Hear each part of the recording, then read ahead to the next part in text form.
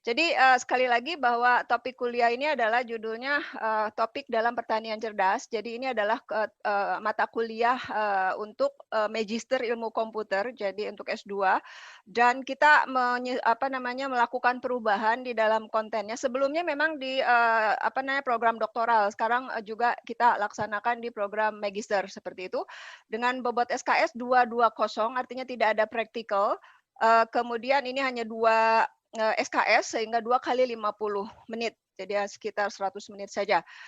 Kemudian, ini adalah stream, salah satu stream yang kami sebut Smart Aquaculture. Jadi sebetulnya ini kita punya 4 stream, 4 peminatan gitu, seperti itu, nanti saya akan jelaskan dan, di, stream, Smart Aquaculture ini, alhamdulillah, kita, bisa kolaborasi dengan, Departemen ITK IPB, jadi, dengan Profesor Indra, pada khususnya. Jadi di sini, saya dari Departemen Ilmu Komputer, kemudian Profesor Indra dari, ITK IPB.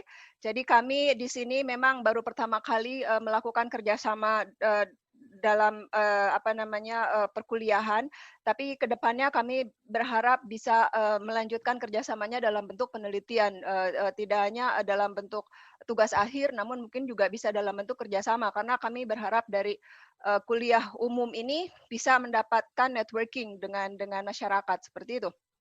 Jadi kuliah ini resminya dimulai pukul 8, tapi, untuk room-nya saya buka, 7:30 supaya untuk preparation. Baik. Jadi ini tadi seperti sudah saya sampaikan, ini adalah pengajarnya. Mungkin di sini juga udah banyak yang kenal gitu, jadi banyak alumninya, mahasiswanya Pak Indra, juga mahasiswa saya. Jadi terima kasih atas waktunya, semoga ini bisa bermanfaat gitu bagi, kita semua. Kemudian ini adalah kontrak perkuliahan. Jadi, secara, secara, eee, mata kuliah ini, ada di KOM 504 dengan judul Topik dalam Pertanian Cerdas. Jadi intinya di sini kita mempelajari bagaimana perkembangan teknologi komputer itu digunakan di dalam dunia baik pertanian, kelautan maupun, bioscience tropika modern gitu. Jadi ada 4 stream seperti tadi saya sampaikan. Yang pertama itu ada precision agriculture, kemudian ada smart aquaculture, kemudian ada smart forestry, dan ada smart animal husbandry. Nah, kebetulan dari masing-masing stream ini ada pengelolanya masing-masing seperti itu. Nah, untuk yang smart aquaculture, jadi waktu itu kami memang, punya rencana untuk, membuka ke publik seperti itu, tapi untuk yang lain mungkin ada kebijakan dari masing-masing dosen, seperti itu. Kemudian, apa yang diharapkan dari perkuliahan ini? Nah, jadi harapannya, mahasiswa bisa memahami bagaimana penerapan teknologi tersebut, bagaimana menganalisis masalah tersebut, dan kemudian bagaimana merumuskan solusi. Nah, khusus untuk smart aquaculture, jadi di sini, eee kami mencoba untuk memformulasikan, materi kuliahnya itu juga melalui studi kasus, hanya dengan pendekatan data science gitu. Jadi, materi kami susun beriringan gitu, sesuai dengan, topik yang disampaikan oleh Pak Indra nanti, seperti itu. Jadi, makanya di flyer, kami menyebutnya data science in smart, aquaculture, seperti itu. Jadi memang, kami arahkan ke sana. Kemudian ini peserta kuliah, jadi terima kasih, banyak sekali beragam gitu ya. Jadi, bahkan lebih banyak dari umum, kemudian ini ada dari IPB, kemudian, Sriwijaya juga banyak, seperti itu. Kemudian ada juga dari KKP nih, saya senang nih ada dari kementerian juga gitu ya. Kemudian ada teman-teman dari universitas lain gitu, mungkin sebagian besar dosen gitu saya pikir, kemudian dari umum juga ada yang mau belajar data science-nya, nah itu juga bagus juga gitu ya. Nah, namun karena kita tidak ada time untuk praktikal, jadi kemungkinan saya nanti hanya bisa share, material seperti itu dari sisi teknisnya ya. Oke, ada dari BRI juga nih, mahasiswa saya juga, alumni, seperti itu. Baik, jadi, ini adalah, eee topik atau materi yang akan disampaikan. Jadi seperti tadi saya sampaikan bahwa, ini adalah online lecture series. Jadi pelaksanaannya sama seperti pelaksanaan kuliah, jadi nggak satu kali saja seperti itu. Kemudian yang pertama sudah dilaksanakan, jadi ini hanya penyampaian materi pendahuluan oleh koordinator, jadi hanya internal saja. Kemudian mulai dari 2 sampai dengan 14 nanti itu masing-masing terpisah. Jadi yang pertama yang akan kami sampaikan itu adalah hari ini itu materi akan disampaikan oleh Prof. Indra. Kemudian beliau nanti akan menjelaskan juga sistem produksi aquaculture itu seperti apa. Kemudian dilanjutkan oleh saya memperkenalkan teknologi AI dan machine learning gitu. Kemudian saya juga akan memperkenalkan apa itu pattern recognition gitu ya. Kemudian apa itu teknologi computer vision terutama pada smart aquaculture. Kemudian kami mulai memberikan studi kasus nih di sini.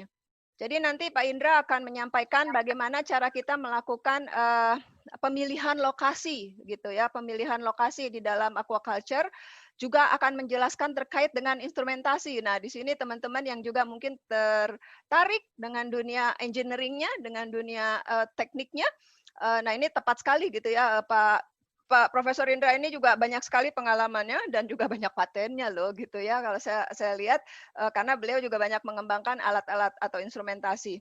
Kemudian, nah setelah beliau jelaskan itu, saya akan mencoba untuk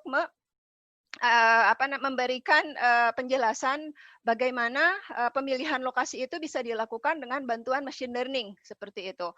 Kemudian, untuk yang umum, untuk yang register melalui jalur umum, tentunya tidak ada UTS. Jadi UTS hanya berlaku untuk yang akademik, peserta akademik.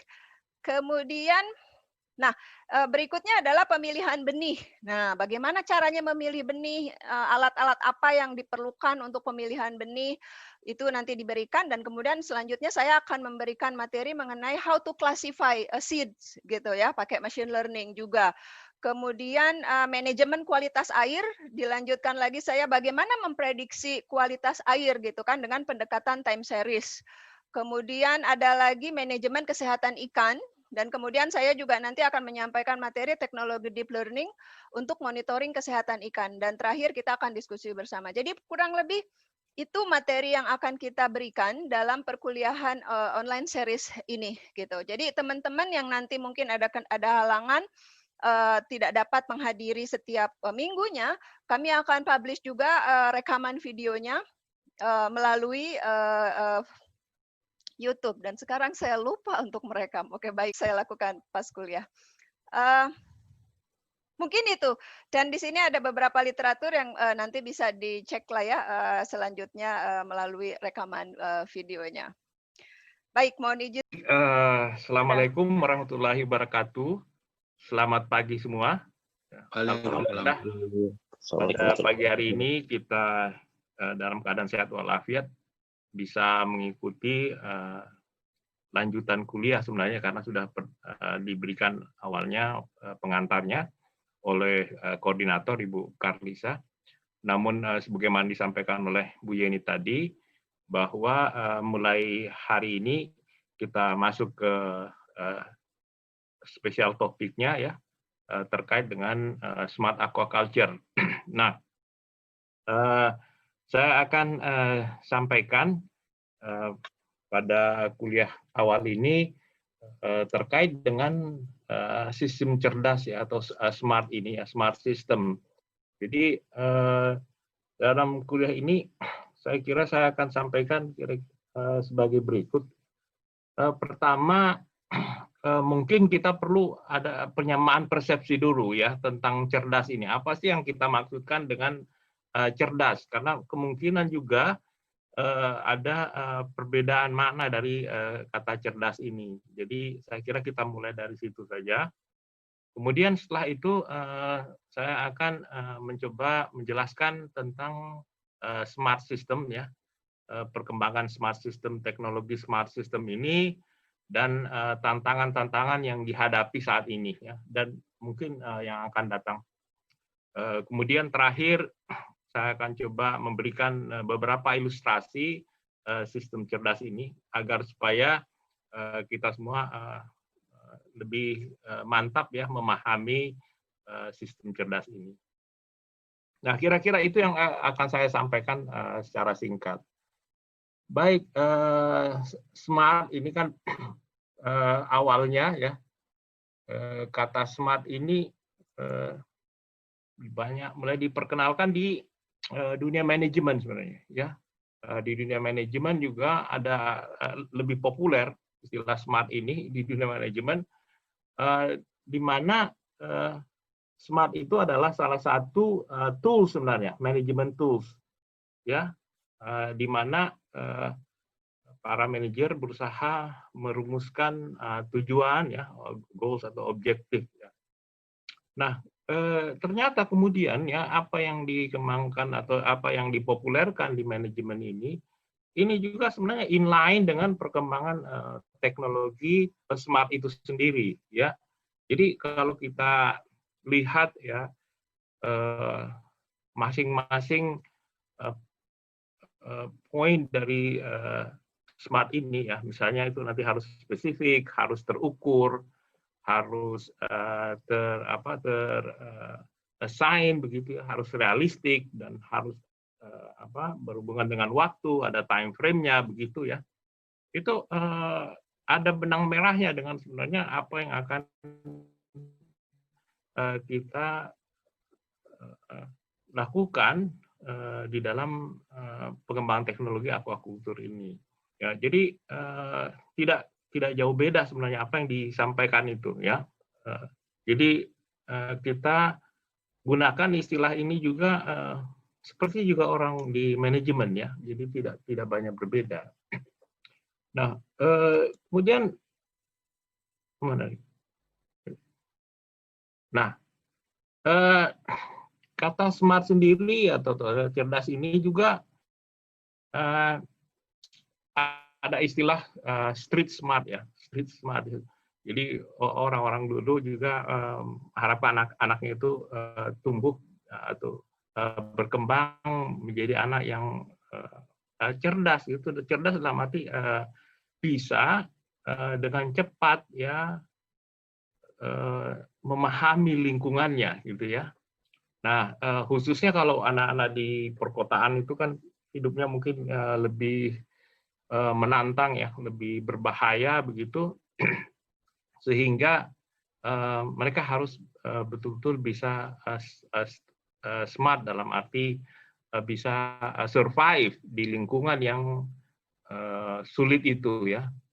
Nah, jadi di sini kita lihat ada objek dalam hal ini manusia dan lingkungannya itu ya, bagaimana interaksi antara keduanya sehingga si manusia ini bisa survive, bisa membawa diri gitu lah ya dari lingkungan-lingkungan yang sulit.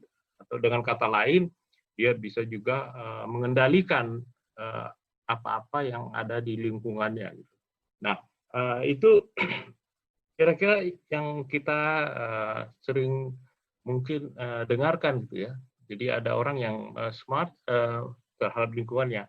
Nah, jadi smart itu tidak berarti juga apa ya? Ada dalam konteks ini mungkin aja seseorang itu dia cerdas atau smart ya. Tapi begitu ditaruh di lingkungan yang berbeda begitu ya, dia tidak bisa menyesuaikan diri lah, tidak bisa beradaptasi dengan cepat ya, sehingga dia menjadi bahan katakanlah bully atau bulan-bulanan dari lingkungannya. Nah, sehingga tidak bisa dikatakan bahwa dia adalah seorang yang smart gitu ya. Jadi di sini pentingnya kita memahami adanya interaksi tadi ya antara si individu dengan lingkungannya. Nah, nanti kita waktu bicara aquaculture yang kita maksudkan itu kan nanti adalah sensor-sensor misalnya atau aktuator nanti itu bagaimana dia berinteraksi dengan lingkungan, membaca lingkungan, kemudian bereaksi terhadap lingkungan itu ya, mengoptimalkan semua proses yang ada. Nah, itu kira-kira ada yang juga. Ini malah pernah di film kan, film top sekali waktu itu, film Street Smart. Aktornya ini yang main di Superman udah almarhum dia. Street Smart, jadi film tahun 80-an, generasi saya kayak generasi tua. Oke, nah Jadi saudara-saudara sekalian, smart system atau sistem cerdas kadang-kadang juga lebih ini di istilah ini lebih komplit disebut dengan smart system integration. Jadi sistem cerdas terpadu ya, karena sebenarnya dari kata sistem itu sendiri kan itu sudah embedded di dalamnya atau sudah terpatri di dalamnya itu adanya berbagai komponen-komponen ya. Sistem ini bagaimana komponen-komponen yang punya fungsi unik masing-masing, kemudian dia bisa diintegrasikan ya, kemudian bisa berfungsi sebagai satu kesatuan ya. Jadi sistem cerdas ini ya dibutuhkan untuk menjawab tantangan keterbatasan sumber daya tadi, serta adanya perubahan tadi yang saya katakan dinamika lingkungan ya, yang perlu direspon dengan cepat dan tepat. Nah, inilah yang kita maksudkan dengan sistem cerdas di sini.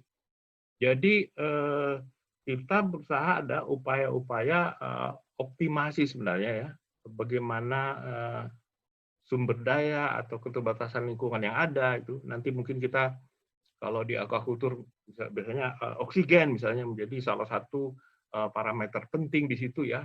Bagaimana oksigen yang terbatas ini kemudian kita berusaha tingkatkan misalnya ya supaya nanti bisa dipakai oleh ikan atau organisme yang ada dalam air gitu ya, bisa juga plankton atau tumbuhan air misalnya.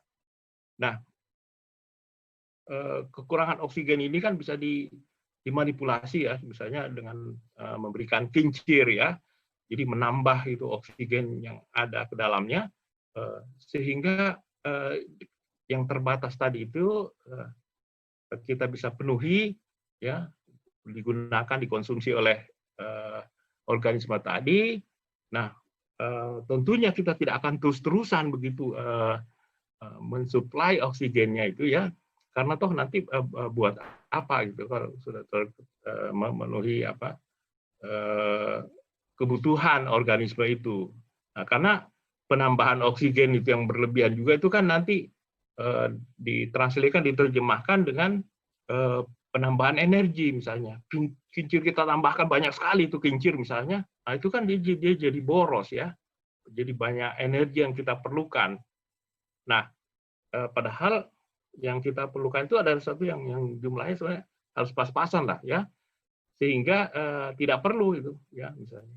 Nah, disinilah proses optimasi tadi. Nah, kemudian lingkungan juga bisa berubah. Misalnya kalau di tambak ya apa itu kan yang terbuka begitu ya, perubahan siang malam dan sebagainya itu merubah kondisi. Nah, sehingga kita harus lebih cerdas untuk meresponnya ya dengan cepat. Jadi kapan misalnya kincir itu harus di-on-kan, kapan ya sudah disudahi saja dulu ya. Jadi satu yang interaktif seperti itu. Nah, itulah sistem cerdas ya. Saya kira nah, istilah cerdas sendiri ya, saya katakan menunjukkan tadi sistem fisik ya yang dapat berinteraksi dengan lingkungan dan dapat beradaptasi terhadap perubahan ya melalui kesadaran diri. Nah, yang saya maksud kesadaran ini artinya dalam hal ini nantinya kita bicara soal sensornya, nanti konkretnya itu sensornya ini yang harus menyadari bahwa informasi yang dia peroleh itu harus nanti direspon dengan cepat ya, kondisinya seperti apa, apakah telah melampaui ambang batas tertentu atau tidak gitu ya, berdasarkan informasi kuantitatif maupun kualitatif nantinya ya. Nah, itu saya kira sistem cerdasnya demikian. Nah, jadi saudara-saudara sekalian, untuk melengkapi ini, jadi sistem cerdas ini menggabungkan ya nantinya fungsi penginderaan jadi sensor, aktuasi atau itu nanti yang menggerakkan seperti motor ya, yang saya katakan itu aktuasi motor misalnya ya, kemudian kendali untuk menjelaskan dan menganalisis situasi.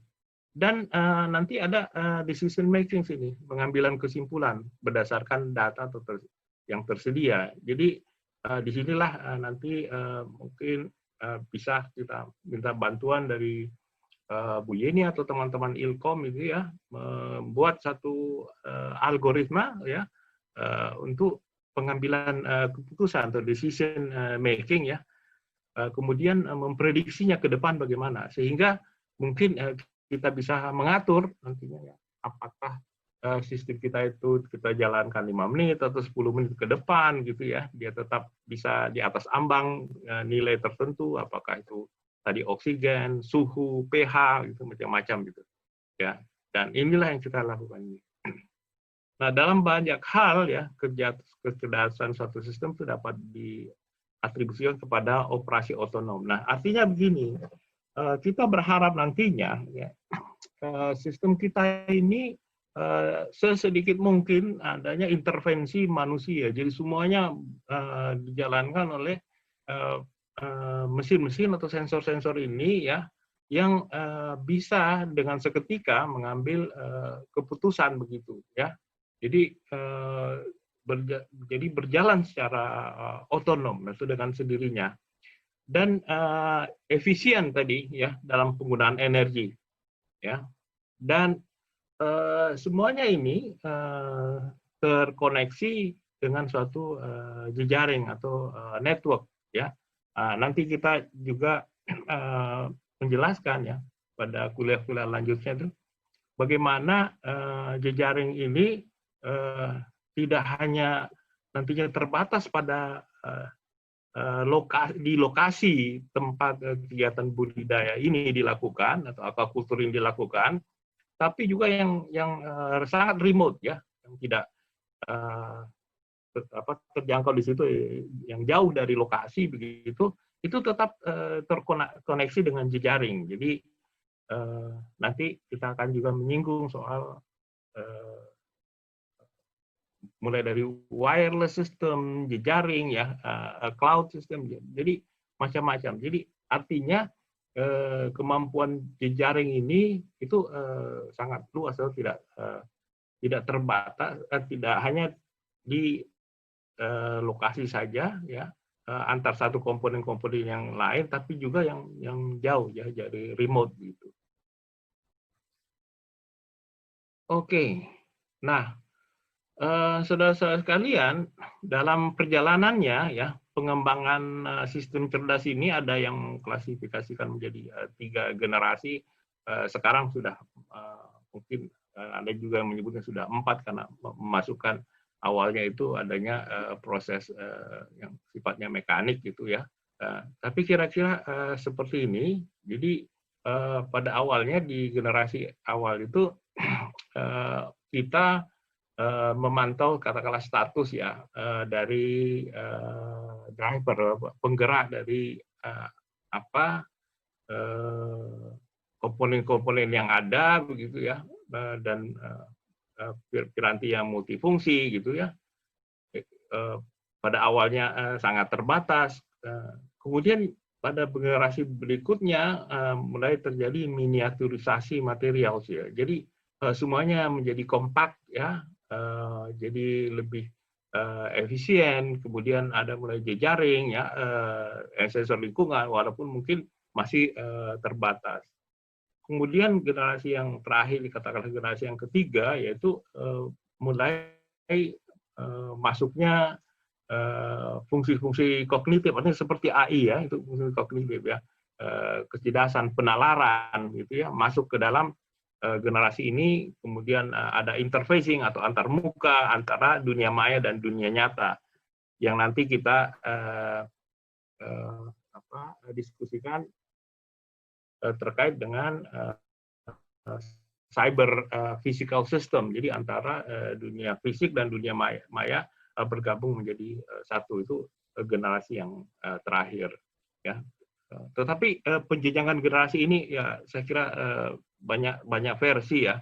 Tapi intinya sebenarnya yang ingin saya sampaikan bahwa pengembangan sistem cerdas ini sudah melalui evolusi ya, perubahan dari satu teknologi ke teknologi yang lain sampai ke teknologi yang sekarang, dan peluang untuk berkembang lagi di masa depan itu sangat-sangat terbuka ya, apalagi ini kita belum tahu ini akhir dari pengembangan teknologi ini kan masih ongoing ya, jadi masih banyak peluang untuk mengembangkan lebih lanjut lagi. Nah, sebagai contoh ini dari Ander gini, saya kira bagus sekali. Jadi memberikan ilustrasi yang saya katakan tadi. Jadi pada awalnya ya embedded system ini atau kemudian mengembangkan smart sensor, kemudian smart sensor diintegrasikan dengan aktuator atau penggerak ya, seperti ada motor sehingga dia bisa mobile ya, bergerak gitu. Nah, kemudian berikutnya berkembang lagi dengan ditemukannya internet ya, sistem transmisi begitu ya, kemudian berkembanglah apa yang disebut dengan cyber physical system ya. Jadi smart system ini terus berkembang sampai akhirnya masuk ke production system ya, yang akan kita tuju ini nantinya. Aquaculture itu kan pada kuliah berikutnya ini saya akan sampaikan itu satu sistem produksi. Jadi tidak hanya satu bagian saja ya. Jadi dia satu rantai produksi atau bisnis proses yang panjang. Nah, ini kemudian diintegrasikan menjadi satu cyber physical production system gitu ya. Jadi ini yang sekarang jadi ciri industri 4.0 itu satu yang mengintegrasikan apa-apa yang dari hulu hilir begitu ya, dengan teknologi ya. Nah, termasuk yang tadi nih teknologi transmisi atau internet ya. Nah jadi kalau kita bisa ini kan ya, lihat komponen dasarnya itu, intinya itu nanti ada sistem kita ada pengindera ini, akuisisi data, pengindera, jadi sensor-sensor ya. Kemudian ada yang bagian untuk transmisi ya, transmisi data. Kemudian ada yang menggali kendali dan perintah ya, command and control. Kemudian ada penggeraknya ini. Jadi nanti penggerak menggerakkan berdasarkan instruksi yang diterima. Kemudian ada piranti-piranti yang melakukan tindakan. Jadi kalau kita ibaratkan seperti manusia itu ya ada ototnya atau masonya gitu ya. Nah, prospek teknologi cerdas ini ya nanti akan kita lihat bahwa terus berkembang seiring dengan pengembangan material ya, material satu bahan ini ya, sehingga akan dihasilkan sensor-sensor yang lebih canggih, lebih sensitif ya, dan sekaligus nanti lebih cerdas ya. Jadi ini yang terus nanti kita lihat perkembangannya. Begitu juga dengan aktuator ya, aktuatornya yang menggerakkan motor-motor ya. Jadi tadinya motor-motor itu besar, ya, baik motor AC atau motor DC ya, itu makin lama makin bagus gitu ya, dari segi kualitas ya, juga ukurannya juga makin bisa manageable, kemampuannya makin hebat begitu ya. Nah, ini yang jadi tantangan juga. Jadi saya kebetulan bagian dari instrumentasi ya, tantangan kita di sini nih ya, di teknologi hardware-nya ya, piranti ini ya, materialnya. Begitu juga piranti kendali dan teknik barunya ya. Kemudian deteksi sendiri ya, self detection diagnostic sendiri ya, self diagnostic, jadi korektif sendiri dia bisa, dan fungsi kendali sendiri. Jadi inilah yang nantinya yang terus berevolusi dan kemudian diintegrasikan menjadi sistem yang besar tadi. Jadi framework-nya sudah ada, ini tinggal masing-masing komponen ini akan terus berkembang dan menjadi satu sistem yang lebih advance ya, lebih maju dari sebelumnya. Nah, saya kira itu mengenai sistem cerdas ini ya. Nah, tantangan utamanya adalah ini, bahwa dalam pengembangan teknologi cerdas ini adalah mengintegrasikan ya, dan mengembangkan berbagai tingkatan tadi, itu tingkatan teknik dan berbagai komponen untuk menghasilkan teknologi dan material yang sangat berbeda tadi. Jadi dia ini kan tidak seragam ya, bisa material yang berbeda. Nah, apalagi sekarang ini ya, kalau saudara amati ya, mungkin yang ada sudah berkecimpung di bidang ini, banyak komponen-komponen ini dikembangkan di berbagai perusahaan yang berbeda atau negara yang berbeda. Nah, kita yang katakanlah merakit ini, mengintegrasikan satu sistem ini menjadi tantangan tersendiri, ya, tidak mudah ya, dan hampir sekarang mungkin tidak ada negara yang membangun satu sistem cerdas ini dari A sampai Z gitu, atau dari awal, dari kesemuanya itu dari mereka ciptakan sendiri. Biasanya gabungan dari berbagai supplier atau pemasok gitu. Nah, ini menurut hemat saya tantangan tersendiri ya. Selain tadi tantangan di masing-masing komponen itu ya, mengalami katakan miniaturisasi, kemudian fungsinya makin lama makin canggih, yang tadi mungkin satu fungsi dia bisa jadi dua fungsi ya, sensing dan sekaligus mengendalikannya gitu kan, atau mengoreksinya sendiri, mengkalibrasinya sendiri gitu. Nah, itu tantangan tersendiri. Tapi tantangan yang lain adalah nanti setelah masing-masing komponen ada, bagaimana mengintegrasikannya. Nah, itu salah satu tantangan utamanya. Nah, sistem cerdas ini ya, tidak terlepas dari katakanlah circle dari berbagai teknologi yang juga berkembang sangat cepat ya di masing-masing ini ya. Katakan ini ada satu sini smart sensor ini ya, satu ini kan smart sensor salah satu bagian dari teknologi yang besar ini ya, dari roda teknologi yang banyak. Nah, banyak sekali teknologi yang lain ya, seperti nanti ada cloud computing. Ini bagaimana mengintegrasikannya dengan ini. Begitu juga dengan augmented reality atau big data dan sebagainya, atau bahkan 3D printing gitu ya, menghasilkan sensor-sensor yang rumit sekalipun bisa dibuat dengan bantuan 3D printing gitu ya. Di kultur ini misalnya ada kita bikin tube ya, atau pipa-pipa yang mungkin harus dikonstruksi khusus, maka mungkin bisa menggunakan bantuan 3D printing untuk membuat konstruksi khusus ini. Mungkin saudara sempat lihat dulu waktu rame-rame bikin ventilator itu ya, ventilator untuk COVID ini, itu salah satu tantangan yang sulit itu ada semacam tube itu yang sulit dibuat, itu bisa sulit dibantu dengan 3D printing ini.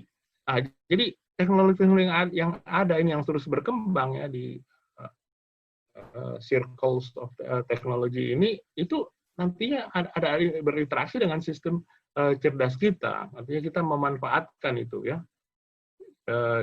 teknologi yang ada ini kemudian mengintegrasikannya. Jadi proses yang betul-betul ongoing ya. Nah, sehingga kita juga memang yang bergerak di bidang ini ya, juga mengamati kira-kira ini apa ya yang kita bisa manfaatkan dari misalnya ini teknologi autentikasi dan fraud detection misalnya.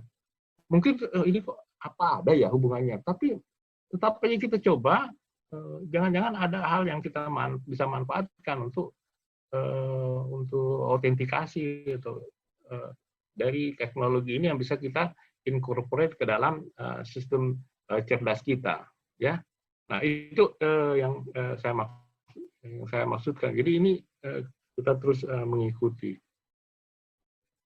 Nah, terakhir yang saya inginkan itu adalah beberapa ilustrasi tentang smart ini ya. Smart system ini sudah dipakai, yang paling banyak dipakai misalnya smart home ya. Bagaimana mengintegrasikan semua appliance gini ya ke dalam satu sistem yang terkendali. Nah, ini mirip-mirip sebenarnya yang kita nanti lakukan di aquaculture ini ya, mengintegrasikan beberapa komponen gitu ya menjadi satu kesatuan gitu. Itu bisa sehingga energi yang kita gunakan di dalam memproduksi ikan untuk menghasilkan apa ini bisa lebih efisien.